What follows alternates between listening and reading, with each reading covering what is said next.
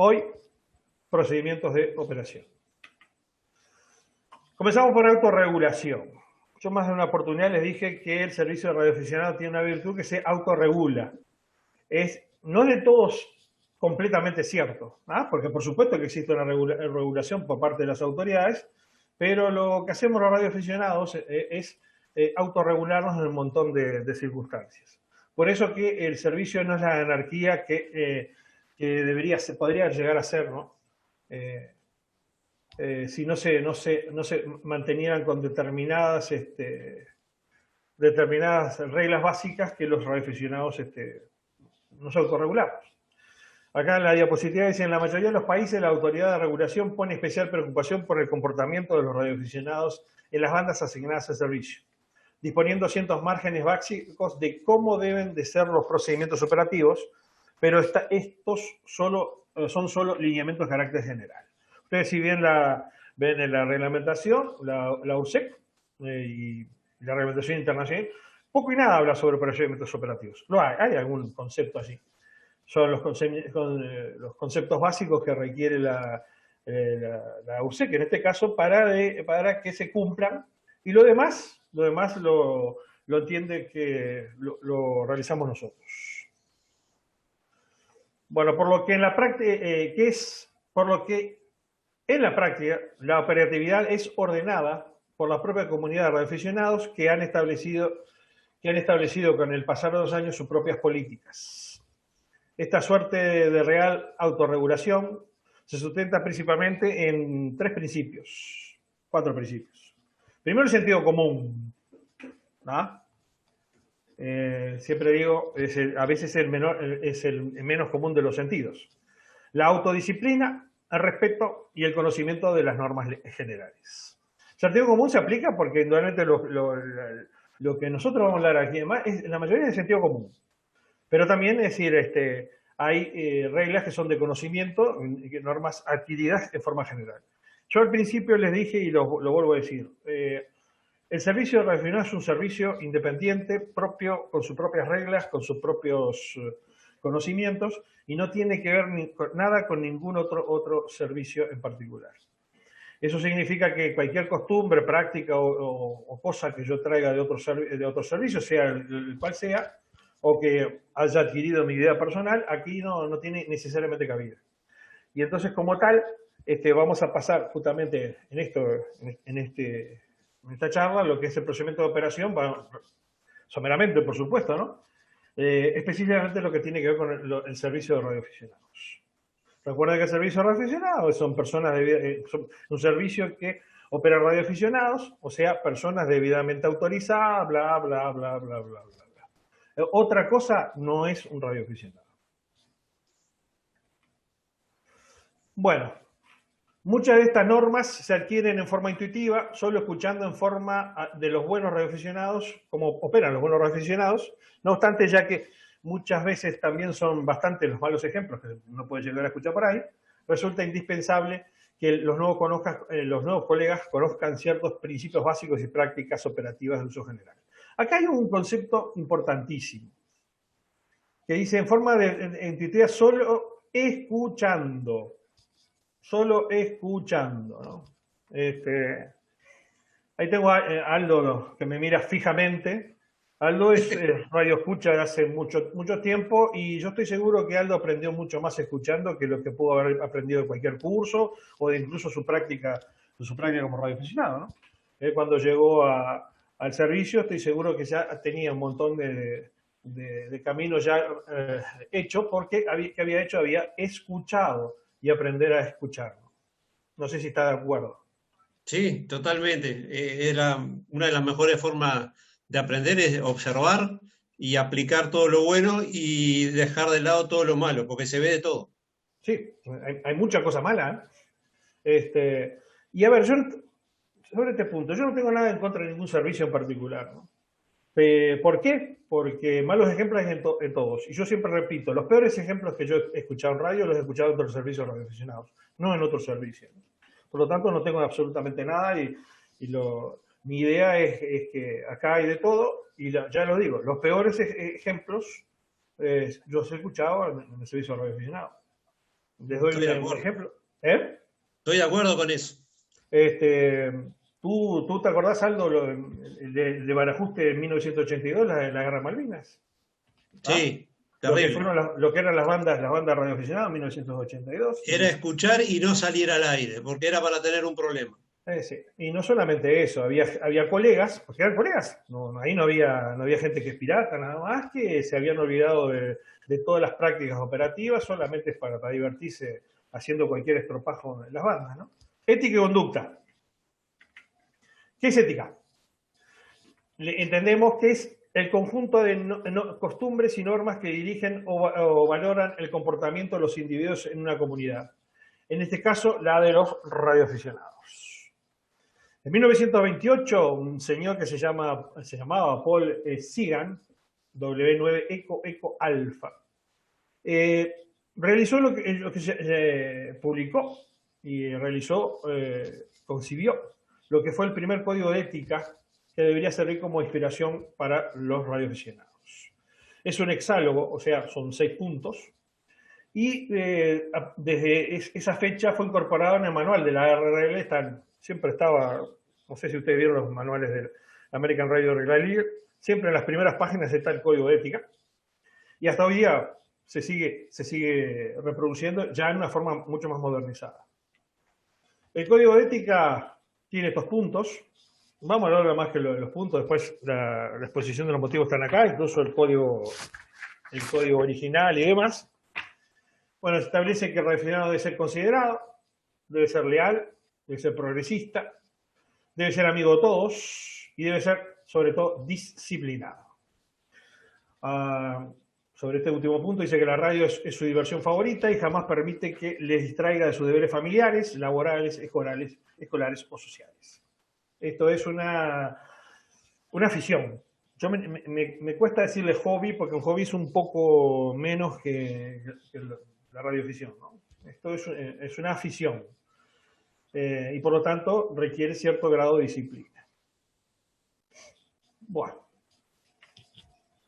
Y aparte se dice que debe ser patriótico, ¿no?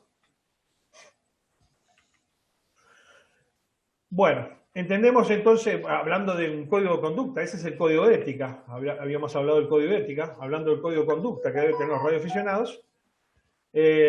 Entendemos como tal al conjunto de reglas basadas en principios éticos y consideraciones operativas en forma autorregulada, que en forma autorregulada han adoptado los radioaficionados. Otra vez hablamos de autorregulada. El código de conducta no se reglamenta en ningún lado, no está en el reglamento de radioaficionados. Sin embargo, tenemos un código de conducta aceptado como forma de autorregulación también. Bueno, en la misma publicación de la American Radio League, en los manuales, se habla en ese sentido. Dice, la ética determina nuestra actitud, nuestro comportamiento general como radioaficionados. Tiene que ver con la moral, que es su principio. Y para guiar nuestra conducta en las bandas también hay una serie de reglas basadas en consideraciones operativas y en la práctica y hábitos de radiodifusión. Estas además sirven para evitar conflictos. Y ese es el principio básico de los códigos de conducta, ¿no? Evitar conflictos. Y fíjense que acá dice, y vuelvo a insistir, porque estos son vistos por arriba, pueden ser principios muy dignos e incluso hasta abstractos, pero sin embargo siempre se establece esto, ¿no? Que hay una serie de reglas basadas en consideraciones operativas y en la práctica y en hábitos de radioafición. Y eso es lo que vamos a repasar en el momento. ¿Por qué sirve este tipo de cosas para evitar conflictos? Bueno, recuerden, el servicio de radioaficionados a nivel mundial se accede como un servicio de usufructo común, de uso común. Quiere decir que vamos a encontrar gente en todas las bandas de todo el mundo, de todas partes, y si no tenemos un método para evitar los conflictos, nos vamos a estar golpeando a cada rato con el resto de los colegas, ¿no? Bueno, el sentido social y espíritu fraterno, somos muchos, es lo que yo había dicho más o menos hace un rato, y estamos todos haciendo haciendo radio en las mismas frecuencias. Nunca estamos solos. Eso es un principio, ¿no? Nunca, cuando uno hace una cosa fea en radio, tiene que darse cuenta que no está solo. Si uno se cree que no hay una banda vacía, cometa algún exabrupto y demás, yo estoy seguro que alguno lo escuchó. Tolerancia. No todos los radioaficionados compartirán sus opiniones. Comprenda que habrá gente con visiones distintas, ¿no? Si bien los tópicos que manejamos los radioaficionados se tienen que basar exclusivamente a temas personales y temas que tienen que ver con el servicio en particular, alguna vez alguien puede chocar con su punto de vista, entonces hay que entender que no todos opinamos de la misma manera, ¿no? Buenos modales, jamás emplee lenguaje grosero o palabras ofensivas en la banda, contrólese de todo modo. Esto es básico, ¿eh? Queda muy feo cuando un radioaficionado utiliza palabras grotescas, groseras. Yo soy una persona que en la vida particular digo malas palabras como lo decimos todos, ¿no? Y aparte el concepto de malas palabras es un concepto social que ha ido cambiando durante toda la historia. Pero sin embargo, si yo estoy en una banda, no las hago, no las digo.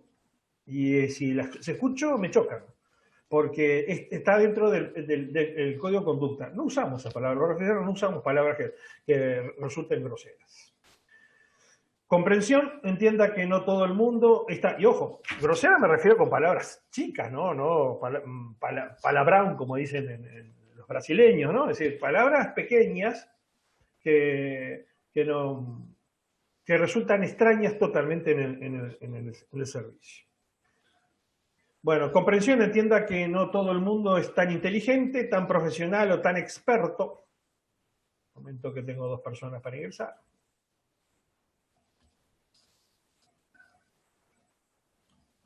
Tan experto como uno mismo, ¿no? Es decir, un buen romance, no hay que pensarse que uno se la sabe todas, ¿no? Y por el contrario, si realmente alguien uno es conocedor de algunos temas, trate de ayudar y corregir a los que todavía no han adquirido la experiencia que uno tiene. Bueno, lo básico. Escuchar y luego que viene. Escuchar. Seguir escuchando. Exacto. Y después hay que seguir escuchando. Uno se asombraría, lo acabo de decir, uno se asombraría las veces que nos escuchan y no contactan con nosotros. Por digo, yo cualquier cosa que yo haga en radio, sea bueno o malo, yo estoy seguro que alguien la está escuchando. Bueno, ¿y por qué? Porque estamos radio. No hay una manera de ser privado en radio, ¿no? Bueno, la radioafición entra por el oído. La premisa, pues, es aprender a escuchar. Ojo, no todos aprendemos a escuchar, ¿eh? No es aprendemos a oír, a usar el sistema auditivo, pero no a escuchar. Bueno, se puede aprender mucho escuchando, pero utilizando un espíritu crítico, ya que, como lo dijimos más de una vez, no todo lo que se escucha en las bandas son buenos ejemplos, ni todos son procedimientos operativos correctos. Además, el buen radioaficionado siempre escucha mucho y habla o manipula o transmite poco o nada, ¿eh? Es decir, los buenos radioaficionados en realidad están allí tratando de escuchar, y si les interesa ingresar. No quiere decir que si alguno quiere hablar todo el día, que lo haga, ¿no? Es una forma también de ejercer la radioafición. Pero los radioaficionados que se destacan en el mundo, sea en lo que sea, sea en el DX o en la ética y demás, son gente que escucha y en realidad abre poco la boca. Uno de los peores errores que puede cometer un principiante es comenzar a transmitir sin primero escuchar. La desesperación de alguien que tiene un equipo y un permiso de empezar a conversar, empezar a tratar de hablar con alguien. Esa es una regla básica, una regla que a veces ocurre. Escuchando previamente las bandas se aprende, y esto es básico. ¿Por qué escuchar, no? Porque cuando uno escucha las bandas, aprende cómo y cuándo se debe transmitir y la manera correcta en que se debe expresar en la radio. Es decir, escuchando, uno sabe cuál es el momento de transmitir y cuál es la manera de expresarse. Se aprende cuál es el momento correcto para intercalar oportunamente las transmisiones e incluso cuándo dejar espacios en blanco para transmitir. La radio también son silencios, ¿no? La radio no solamente es hablar, sino hacer silencios. Y en definitiva, los silencios colocados donde deben colocar permiten la correcta comunicación entre los radioaficionados, ¿no? Además, se percibe la forma como operan las estaciones con las cuales se quiere comunicar, esto es básico, ¿no? Y aprecia las condiciones de propagación para evaluar si es factible la comunicación y determinar cuáles son las regiones del mundo que se reciben con claridad, así como identificar previamente las estaciones que se oyen. Si yo escucho, sé cómo el otro opera, qué es lo que pretende el otro, y aparte también veo qué condiciones de propagación está abierta en ese momento, que incluso puedo yo optar si llamo yo, me pongo a llamar yo y no a la persona que estoy escuchando, porque se sabe siempre que los circuitos de propagación son bidireccionales. Si yo escucho, me tiene que escuchar. Sin embargo, el motivo principal del deber de escuchar antes de transmitir es asegurarse de que nuestras transmisiones no irrumpirá o perturbará a las estaciones que estén usando las frecuencias. Hay gente que para cuando va a hacer un uso de frecuencia dice, ¿está la frecuencia en uso? Escuchá y te vas a dar cuenta si está en uso, ¿no? Va a ser más práctico que decir eso, pues si uno pasa un lapso, no sé, 30 segundos o más, un minuto escuchando, antes de ponerse a hablar, entonces se va a dar cuenta uno por sí mismo, ¿no? Y eso es básico, porque si yo voy a transmitir siempre, puede pasar perfectamente por las condiciones de propagación. Puede ser que yo escuche, si hay dos o más estaciones comunicando, puedo escuchar a uno de los corresponsales y a los otros no. Entonces puedo estar en determinado momento escuchando una frecuencia vacía, pero no está vacía porque hay otros que están comunicando ahí. Y si yo pregunto, el que me escucha y yo puedo escuchar, no me va a contestar porque está el otro hablando. Entonces la única manera es escuchando, ¿no? Y sobre todo cuando eso pasa de que uno empieza a utilizar una frecuencia y alguien le dice que está allí, no se tiene que enojar, se corre y se acabó. El lenguaje radioaficionado. Bueno, ¿en qué se habla? ¿Cómo se habla? ¿De qué se habla? Etcétera. El idioma que se emplea mayormente en la radioafición es sin duda el inglés. Estamos refiriendo para comunicaciones de carácter internacional. Por supuesto, si hablamos de comunicaciones locales, hablamos en nuestro idioma y nadie sería muy tonto hablar en inglés, ¿no? Es decir, entre uruguayos o argentinos. Pero sí, el idioma que se emplea globalmente es el idioma inglés, que no quiere decir que uno tenga que saber inglés para hacerlo. Porque si se quiere contratación en todas partes del mundo, la mayoría de sus contactos serán en esa lengua para la cual necesitará aprender, y esto es aprender los intercambios básicos. Pero hay gente que no entiende una palabra de inglés, no entiende un punto ni una coma de inglés.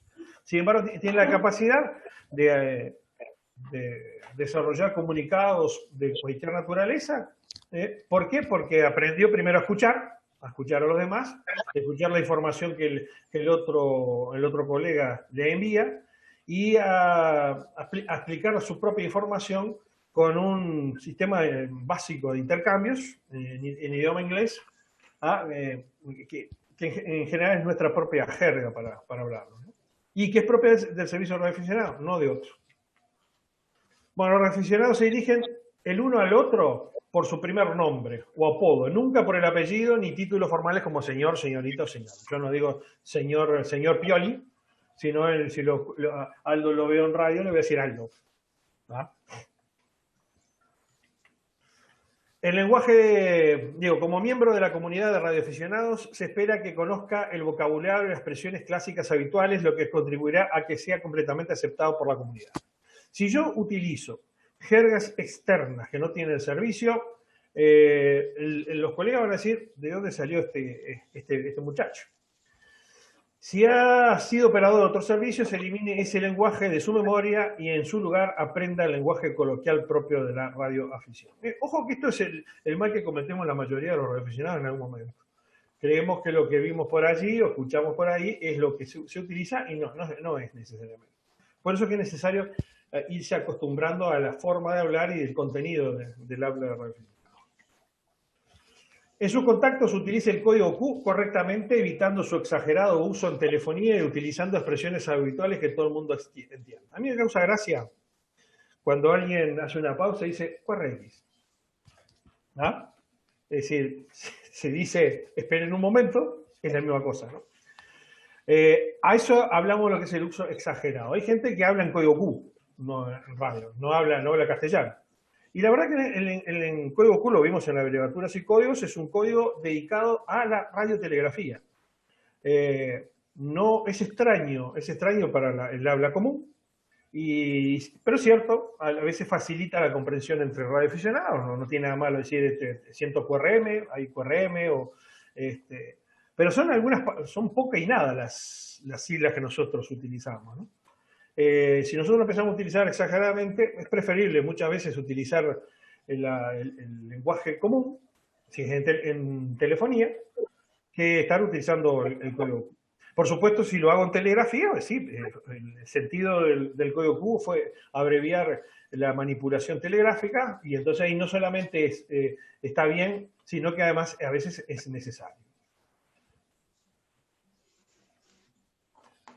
Use observando la misma advertencia que anterior, o sea, tratando de evitar la exageración. Cualquier otra expresión es común, tales como las que habitualmente utilizamos, 73, 88, M y L, etcétera, etcétera, etcétera. El 73 es ampliamente utilizado. En general, siempre los radioaficionados cuando nos pedimos con 73. ¿Ah? Pero no tendríamos que estar utilizando otro tipo de abreviatura. Y utilice únicamente siempre el alfabeto internacional fonético. Yo vuelvo a decir, eso es la regla que se establece a nivel mundial, pero si en algún momento, en condiciones de dificultad, de propagación o de comprensión de la otra persona, no es suficiente utilizar el código fonético internacional, uno utiliza algún tipo de abreviatura que ayude a la comprensión. Pero siempre yo parto del alfabeto fonético internacional. Yo soy Charlie X-Ray 1 Foxtrot Uniform, siempre, al principio. Si no me entienden, pasaré a ser Francia Uruguay, no sé, lo que sea. Pero en definitiva, o Foxtrot University, a veces se dice, ¿no? Pero siempre empiezo a tratar de comprender con el otro, con el código fonético internacional. Miren que esto no ocurre siempre, ¿no? En Estados Unidos hay gente que utiliza otro tipo de... Porque ellos están acostumbrados a nivel local a utilizarlo y a veces resulta extraño, algún tipo de codificación. Y los japoneses, por ejemplo, son gente que utiliza códigos extraños. Son comunes entre ellos, por ejemplo, hotel, ellos no dicen Honolulu, Yankee no dicen Yokohama y cosas de esas, ¿no? Pero con el tiempo uno lo va entendiendo. A veces son difíciles de entender. Los tópicos de conversación siempre deben estar relacionados con la afición de la radio, permitiéndose también temas personales de los operadores que intervienen. No solamente hablar de la afición de la radio, uno puede contar de su familia y demás. Es decir, uno incluso puede mantener diálogos coloquiales por mucho tiempo con radioaficionados sin que nadie se ofenda, ¿no? Pero en realidad, es decir, lo que hay que evitar, ustedes saben, son los temas básicos, son los temas de comercialización del servicio, aquellos que son no sé si viene después, acá, estos temas que están en particulares, ¿no? Estos temas sí que no se tocan. ¿Ah? Estos temas no se tocan. Religión. ¿Por qué? Porque vamos a encontrarnos con gente de cualquier tipo de religión, incluso alguno que ni profesa una religión. Política, menos. Negociación y asuntos comerciales, excluido totalmente. No quiere decir que uno pueda hablar de dinero. No, sí. Puedo decir, el equipo que me compré ahora vale $1000. Eso no es comercialización. Lo que digo, sí, te vendo mi equipo por $1000, eso no. Expresiones ofensivas dirigidas a cualquier grupo étnico, religioso, racial, sexual, de género, etc. Esto está expresamente prohibido en el reglamento uruguayo. Y es más, ha habido sanciones justamente por gente que ha violado este principio en particular. Bueno, humor grosero, lenguaje soez o sexista y malas palabras, ya lo dijimos, suena muy feo en radio, ¿no? Yo puedo en el lenguaje coloquial utilizar cualquier tipo de palabra que no ofendan a nadie, pero en radio si yo digo una de estas palabras que hacemos, suena horrible. Cualquier otro tema no estrictamente relacionado con el servicio de radioaficionados. Nunca use términos ofensivos y sea educado, cortés, gentil en todas circunstancias. Uno nunca debe perder la corrección y la cortesía en radio, a pesar de que a veces lo pueden llegar a sacar de quicio.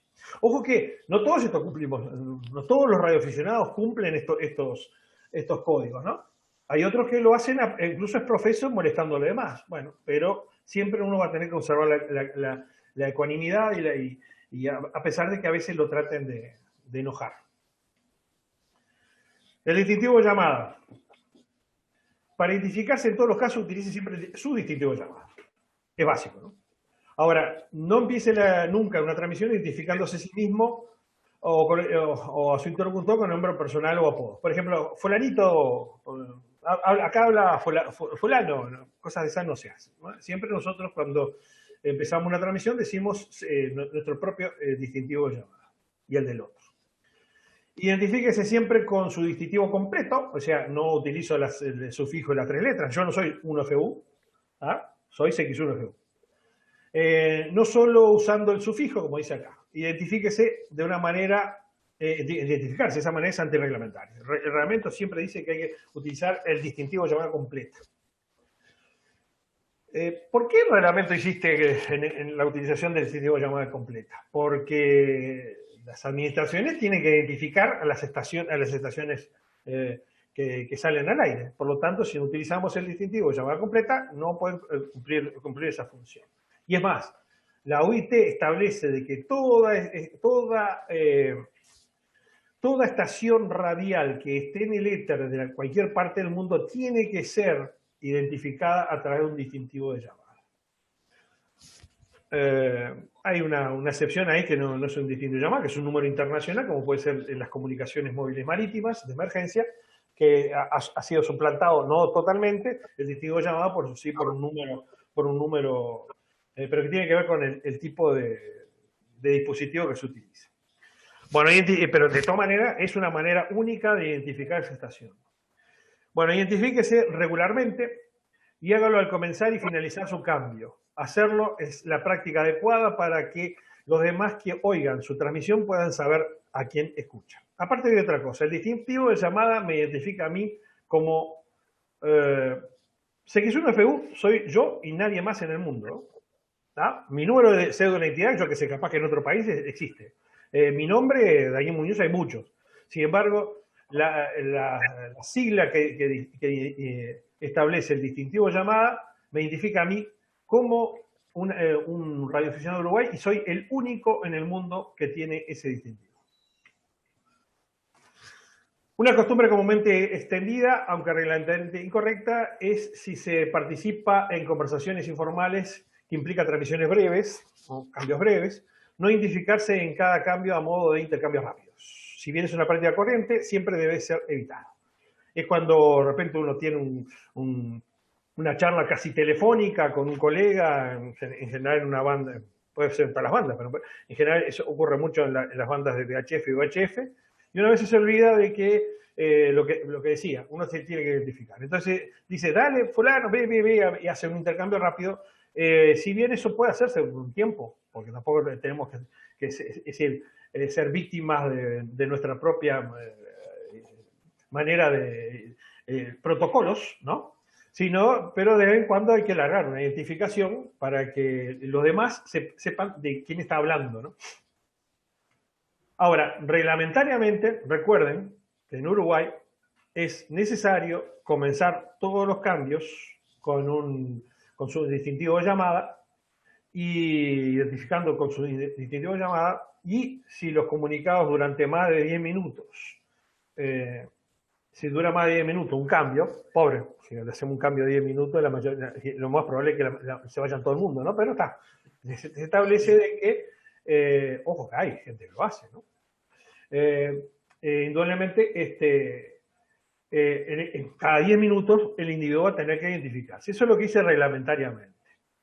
Ahora, por norma común, yo lo he dicho más de una vez, nosotros siempre nos identificamos al final. Los radioaficionados se identifican al final, ¿no? Sí, habría que identificarse en esas 3 circunstancias: al principio, en el medio y al final.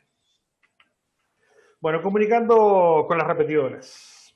Sabemos que es una Una repetidora, no lo vamos a repetir, es un dispositivo que escucha en una frecuencia y la retransmite en otra, básicamente, en tiempo real y en simultáneo. Bueno, los dispositivos repetidores tienen ciertos parámetros específicos que quienes pretenden utilizarlas deben conocer. Lo vimos ayer, pero por casualidad. Fundamentalmente son la frecuencia de entrada y la de salida, o el offset del dispositivo, ahora explico qué es el offset, y eventualmente el subtono de activación utilizado en la misma. El offset es justamente la diferencia entre la frecuencia de entrada y la de salida. Si yo le digo que la repetidora transmite en 145, ¿no? Más 600, quiere decir que la frecuencia de entrada está en 145, como dije, y la de salida es 145.600. Si digo menos 600, son 600 kHz abajo, va a estar en 144.400. Eso es lo que se llama el offset. Y tiene siempre un signo de más o de menos adelante, indicando justamente si es un valor positivo o un valor negativo. Es para simplificar esto, ¿no? Porque en general el offset siempre es el mismo en las bandas, ¿no? En la banda de 2 metros se utiliza un offset de 600 kHz, en la banda de 70 centímetros se utiliza 5 MHz y así sucesivamente. Y lo que sí se necesita es conocer el subtono de activación. Un subtono de activación es un tono de frecuencia no audible al oído humano, que lo que hace es que cuando la repetidora lo recibe, se acciona. Si no, la repetidora andaría accionándose en forma de tontas y locas, lo que se llama por compatibilidad electromagnética, ¿no?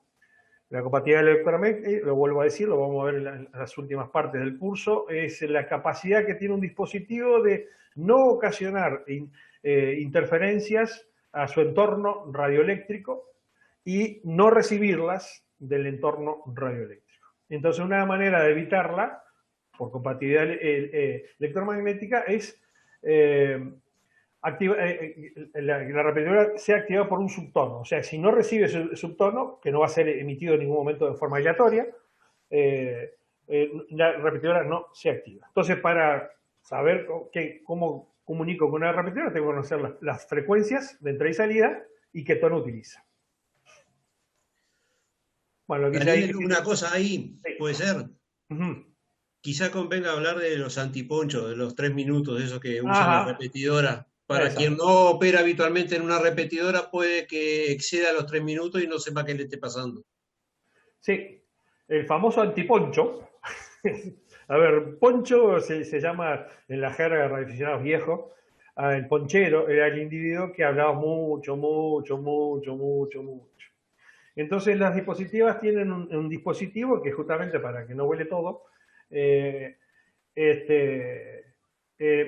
transcurrido determinado tiempo, la repetidora se desactiva. O sea, yo activo la repetidora, en general son 3 minutos, y si yo no suelto el PTT, en los 3 minutos el dispositivo me dice, ya está, y me deja fuera, ¿no? Hay una manera de evitarlo, eso es que es ir peteteando, ¿no? Es decir, ir haciendo QRX, que hablaba recién. Ir haciendo pausas, ¿no? Pausa y sigo hablando, ¿no? Donde yo dejo también descansar a la repetidora y también a los demás y también permito que alguno intercale un comentario o se integre a una comunicación. Ese es el antiponcho.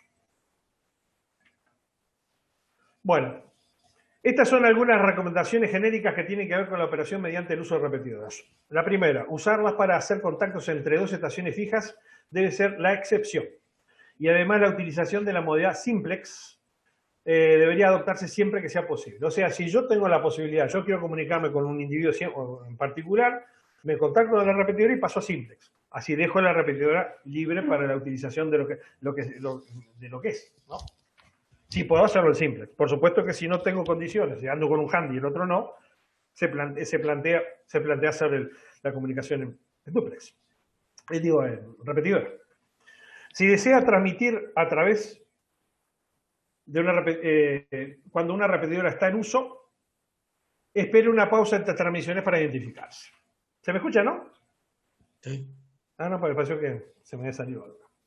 Es decir, hay que hacer pausas normales y si yo quiero ingresar en la repetidora, bueno, utilizo alguna de esas pausas para identificar. ¿Cómo me identifico? Distintivo llamado.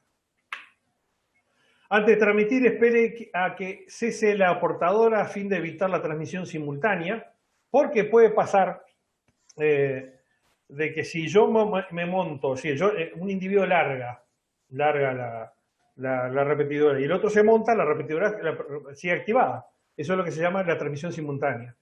Y además, haciendo la pausita, permito que los demás se identifiquen y se integren y utilicen la repetidora. Hacer pausas con regularidad permite que el temporizador del dispositivo, justamente de lo que hablábamos, eso es el antiponcho, se reinicie evitando cortes de las transmisiones. Si yo hago una pausa, el temporizador empieza de nuevo a contar de cero, y entonces evito el corte cada 3 minutos, si está seteada cada 3 minutos. No monopolizar el uso de la repetidora, ya que son de uso y disposición general, por lo que tenga siempre presente que otros también pueden necesitar usarlas. Ustedes saben que en el reglamento uruguayo hubo que colocar específicamente que las repetidoras eran de uso general, porque en alguna oportunidad había gente que ponía repetidoras para usarlas en forma personal con sus amiguitos. Hoy día eso está totalmente prohibido. Al hacer contacto a través de una repetidora, sea breve y específico. No deben usarse por temas meramente personales, como si fuera su propio sistema de mensajería, lo que acabo de decir. Había gente que ponía una repetidora y después se comunicaba con una señora y decía, haceme canelones hoy cuando llegue a casa y cosas de esas. No interrumpa un contacto a menos que vaya a hacer un aporte significativo. Interrumpir en el aire, al igual que si lo hiciera en persona, es una forma de mala educación, ¿no? Interrumpir una conversación sin identificarse no es correcto y además que puede constituir una infracción reglamentaria. El CQ en telefonía. ¿Saben qué es CQ, no? CQ es la abreviatura telegráfica que indica llamado general. Es adoptada también en forma genérica en todas las modalidades y se utiliza totalmente en telefonía. Ha sido siempre de la telefonía. La telefonía siempre se ha utilizado y se sigue utilizando. Es una de las pocas abreviaturas de que se usan en todos los servicios y que es necesario usar. Bueno, hable siempre con claridad. No, esto me pasé, ¿no? No, está bien, está bien. Siempre hay que hablar con claridad y pronuncie correctamente todas las palabras. Si alguno tiene el problema que tengo yo de hablar muy rápido y tartamudear, eso lo tiene que evitar. Uno tiene que hablar despacito para que el otro lo entienda. No dé su distintivo más de 3 veces durante un CQ, si no es un bodrio escuchar un llamado general. Para codificar el distintivo durante la llamada CQ, otra vez, alfabeto fonético internacional. Es preferible hacer varios llamados cortos a uno muy largo. Yo recuerdo, y Aldo también se debe recordar, que había gente que sobre todo en 40 y en AM, prendía el micrófono y estaba 5 minutos llamado general, repetía llamado general, y uno decía, ¿cuándo va a hablar este muchacho para contestarle? Eso, indudablemente... Sobre todo en AM. En AM, sí. Yo recuerdo el zumbido de la alterna mal filtrada, de las fuentes. No, pero estaciones que salen muy bien en AM también, ojo. Sí. Bueno, hay algunas que todavía permanecen allí, ¿no? Con delirio de locutor. De radiodifusor, sí. Exacto. Sí. Locutor frustrado. Bueno, como dice acá, es preferible hacer varios llamados cortos, uno muy largo, un llamado excesivamente largo puede disponer mal a quien lo esté escuchando, ¿no? Y correrlo también. No finalice un CQ diciendo cambio, porque los cambios justamente significan te cedo la palabra, ¿no? Es decir, ¿cómo voy a decir un cambio si no estoy llamando general, ¿no? Al final del CQ no hay a quien pasarle el cambio, porque lo estoy llamando, ¿no? Dado que aún no se ha establecido un contacto. Estas son cosas de sentido común. Si yo digo cambio, ¿y a quién le voy a cambiar si yo no le estoy llamando general y todavía no tengo ningún tipo de interlocutor, ¿no? Bueno, esto tampoco. Nunca terminar. El QRZ Es la pobre abreviatura peor utilizada en toda la radio.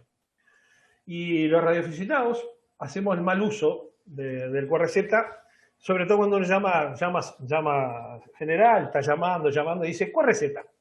QRZ sabe que significa quien me llama. Y si yo estoy haciendo un llamado CQ, no me llama nadie, no me ha llamado nadie, ¿no? El QRZ se utiliza solamente si yo, por algún motivo de dificultad de recepción o lo que sea, no escucho al otro su distintivo completo o tengo dificultad, entonces le digo QRZ, porque le estoy diciendo a ese que está ahí abajo, quién es que me llama. Ahora, utilizarlo como si fuera un sustituto del CQ es totalmente equivocado, ¿no?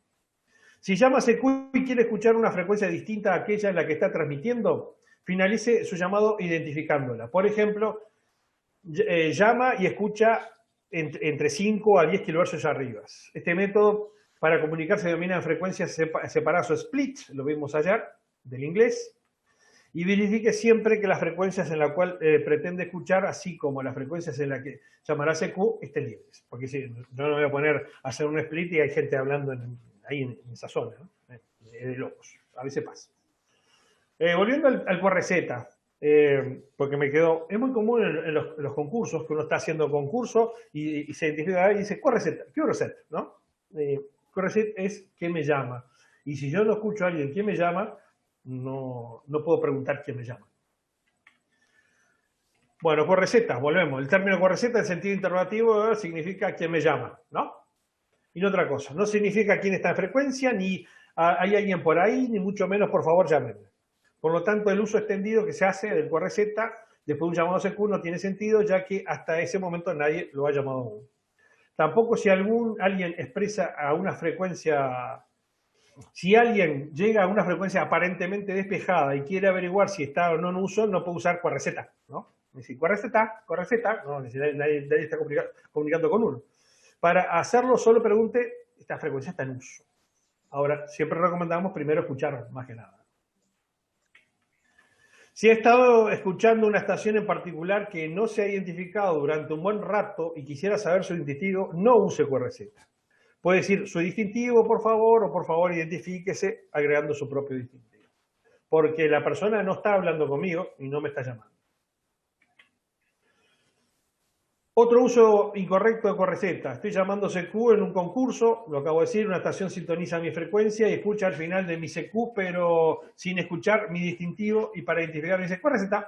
Y lo más probable es que el individuo ya haya comunicado conmigo, entonces voy a ver que me dice QRZ, le doy mi distintivo y el tipo se fue, no, sigue en el concurso, no tiene ni la cortesía de decir, no, disculpe, ¿no? Totalmente equivocado. Nadie ha llamado a esa estación y tan solo tiene que esperar mi siguiente cambio para escuchar mi señal distintiva. A ver,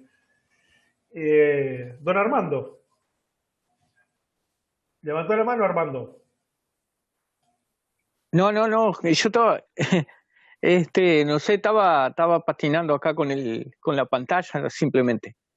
Pero en ese sentido también, no tenía, ya que me cedió la palabra, sí, uno a veces por copiar otras personas comete errores de esa clase. Digo, yo soy uno de los que me identificó que en mis primeros pasos en satélite copié eso del QRZ y es totalmente incorrecto. Sí. Ojo que es común, ¿no? Pero es sentido común, ¿no? Es sentido común. Si nadie te llama, es decir, ¿para qué vas a preguntar quién te llama, ¿no? Y por aquí no nos quedamos.